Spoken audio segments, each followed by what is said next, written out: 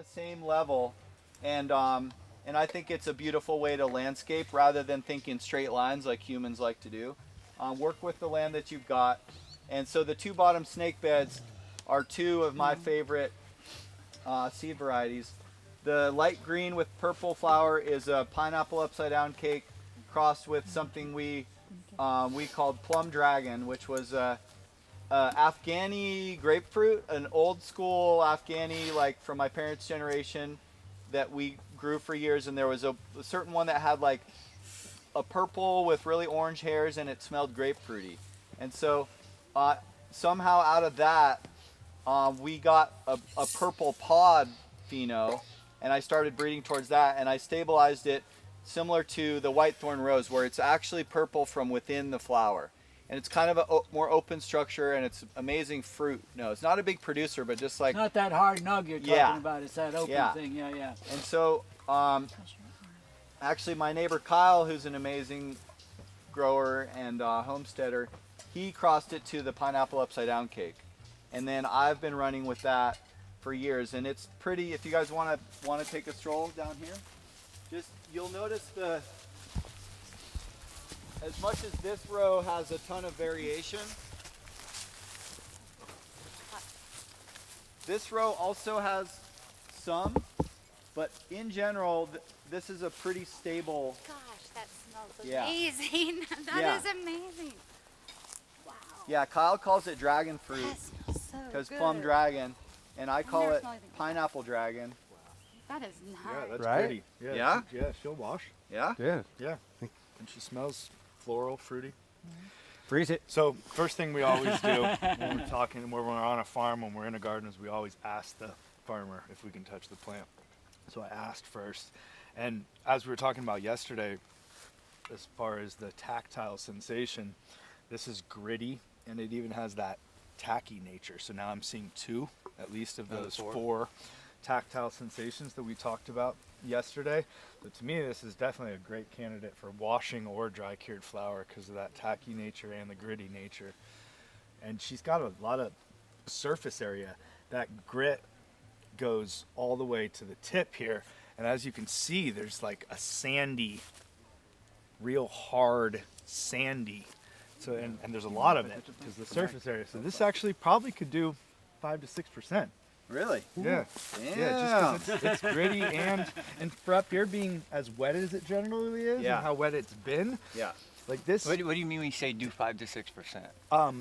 Well, a lot of the hash makers, because this could turn into rosin, as I was saying.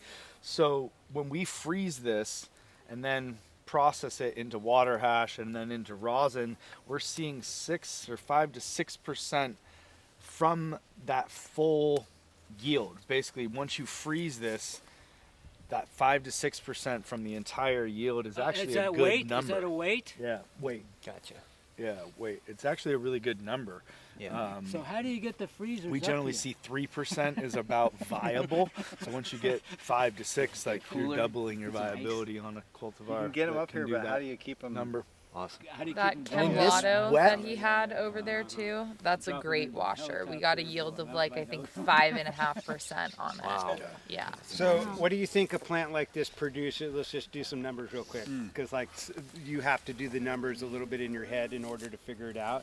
So as far as flower goes, what do you think? Is this a pounder, 2 pounder, 3 I'm pounder? glad you said that because I was going to ask that question. Yeah, it's then a you can pretty do the nice math. big full plant, so I would say it's going to produce at least a pound.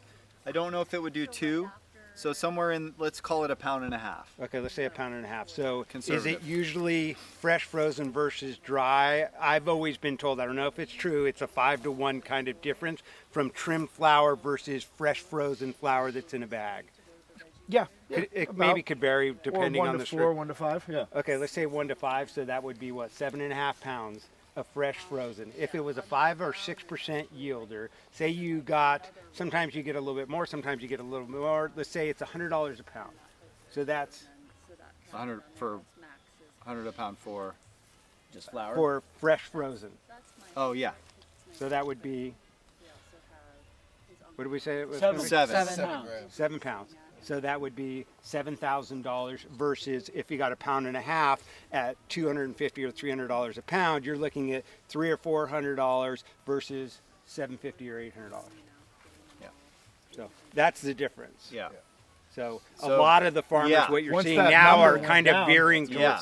towards fresh frozen because Yeah. it's a little bit more viable, and where the dried flower market isn't enabling us to survive. Yeah. Now we've seen people selling seeds a little bit for our jars or whatever, and then going to the fresh frozen market. So it's not usually, generally our whole crop goes into one thing. Now we're really transitioning to where we're getting a little bit here. We're doing a little of all different things. But the fresh frozen has no trimming costs and no bottling costs. all Maybe those things. the help cost love you this. $10 a pound to get it in a bag. I noticed so you're making yesterday that $90 it's a profit versus $80.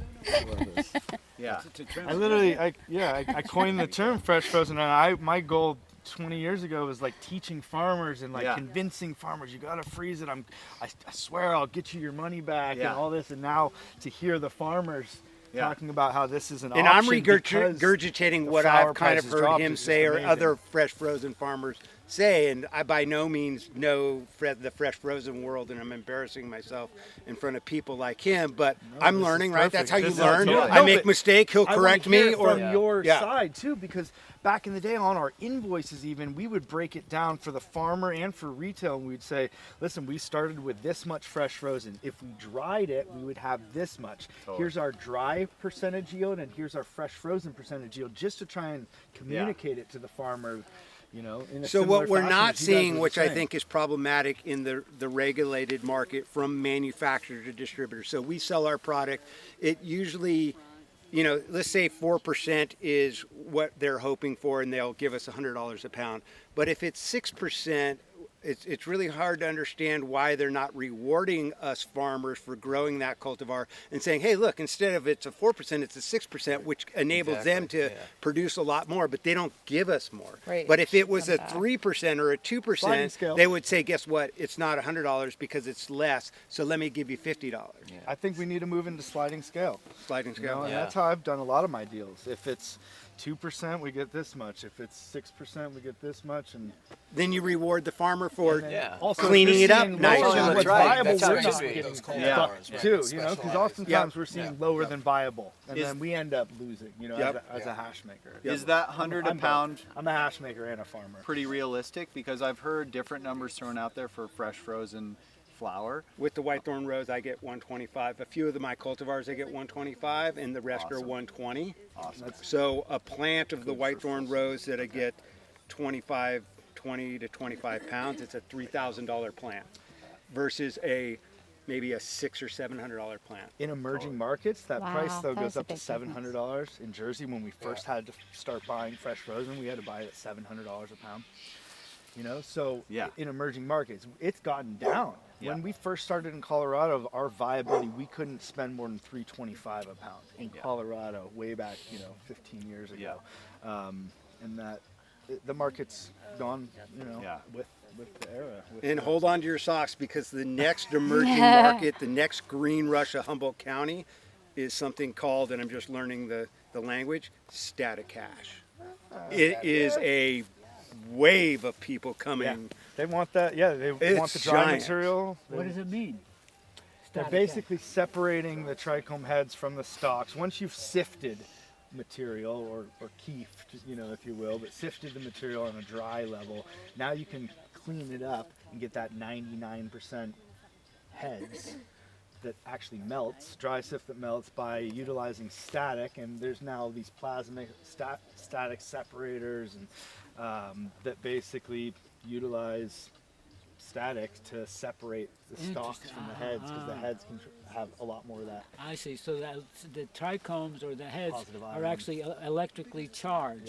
Yeah, And when you put a static thing on, it separates the negative. Oh, brilliant. So basically what really, they're it's what Scummy and Sam was holding close to home. That was kind of his tech for the last, I don't even know, 30, 40 years at least, is static. And people have been playing with it in different ways, from utilizing nitrile gloves to utilizing wrapped DVD cases with parchment paper and charging it to separate.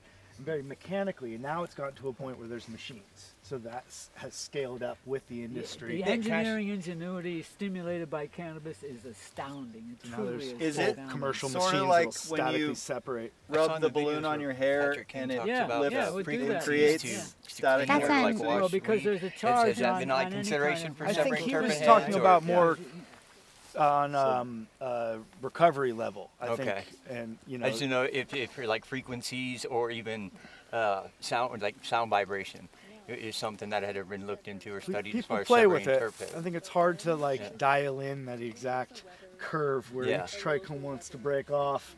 You get still a Yeah. lot of the trichome and the stalk utilizing You're trying to just vibration and like sound. almost magnetically get the trichome over here and leave everything else behind.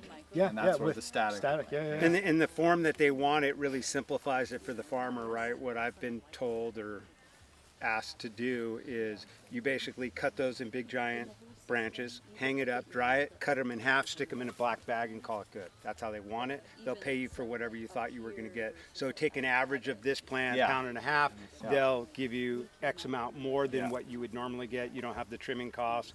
You don't have all these other Yeah. fees, the time, the labor, the bucking down. Wow. Yeah. Boom, here you go. They want to dry. But it's Yeah. hypothetically, I think it's making its way to Europe, which is demanding a South lot America, bigger yeah. price. I don't know how much. The I never Americans asked. aren't eating a lot of it. Yeah. but, Is it an expensive machine? Are you filming this part? The machine part. The machine part. Never seen one. The fully scaled one You know can what get it pretty is? It's expensive. Harry Potter. He's got his magic wand and he just touches the plant I and call all it of a sudden the all the solventless stork. Somehow he just pulls up. You know what I mean? Yeah. The storks, you know, you don't know. Nobody Yeah. sent them. They just pull up. Yeah.